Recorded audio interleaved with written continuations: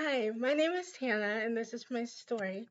So, my twin sister and I were born in 1994 in June, and we were born at 7 months, so 26 weeks. When I was born, I weighed 1 pound, 10 ounces, and my twin sister weighed 2 pounds. Because of my small weight, I was in the NICU for 10 months after I was born. And during that time, during those 10 months in the NICU, I underwent multiple surgeries, including the removal of 80 to 90% of my small intestine, which is why I am much shorter than my twin sister, who is about almost 6 foot, and I'm 5'2". After we were born, my twin sister went to foster care while I remained in the NICU. She was in foster care for 3 months. Um, Shortly arriving in the NICU, I contracted a major intestinal disease called NEC, or necrotizing enterocolitis, an intestinal disease that most or many preemie babies die from. And I myself was at death's door many times. 2 weeks after I was born, and because of my small weight at birth and the severity of my illness, the doctor wrote me up as non viable, meaning unable to survive and incompatible with life, on my chart and my bassinet. Within these 2 weeks after my birth, however, the doctors didn't really think that I would survive because of my smallness and because my necrotizing enterocolitis was very rapid. There was one overnight that the doctors and nurses couldn't do anything else for me after doing everything they possibly could, and made the hard decision to take me off life support and removing everything that was keeping me alive, all of my feeding tubes, IVs, everything.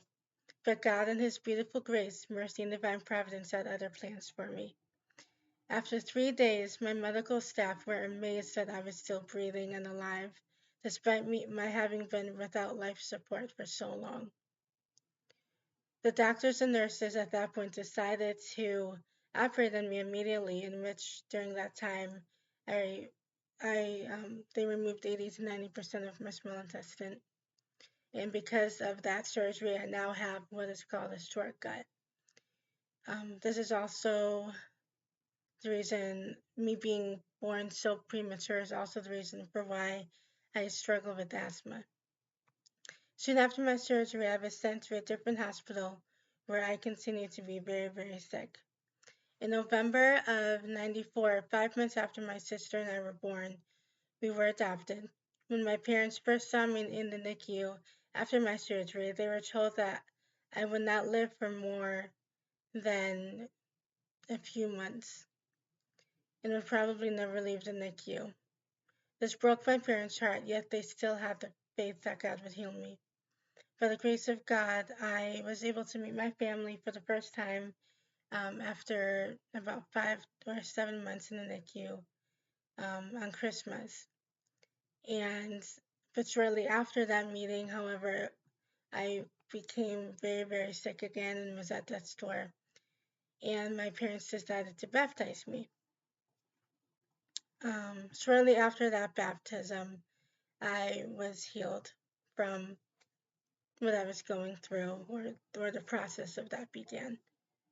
I was finally able to come home from the hospital 3 months later, in April of 95, at 10 months, weighing 10 pounds. After I came home from the hospital after being in the NICU for 10 months, I was life flighted several times, had 5 surgeries, and was hospitalized 10 times. A very hard ordeal. And it wasn't until after kindergarten that I was able to finally have all of my feeding tubes, IVs removed. Um, due to my health, to my small weight at birth, I struggle with asthma. I have a little bit of cerebral palsy. Later on in life, I found out that I also had endometriosis.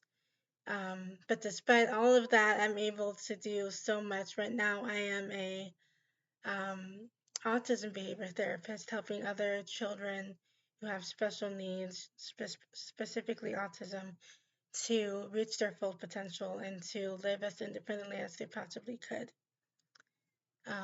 Later on in my life, I learned of a little baby girl who had been in the NICU, um, the room next to me, and she was healthier than me, bigger than me, um, and yet she passed away, and I survived, and that's always been a mystery to me of why God would save my life and not hers. But as time went on, um, I've learned to understand that God, um, you know, He loves us both. He loved that little girl, and He loves me, and um, He has such a great will for both of us, and that we are both known and loved and cherished and chosen and adored by the Father, and we're created for His purposes.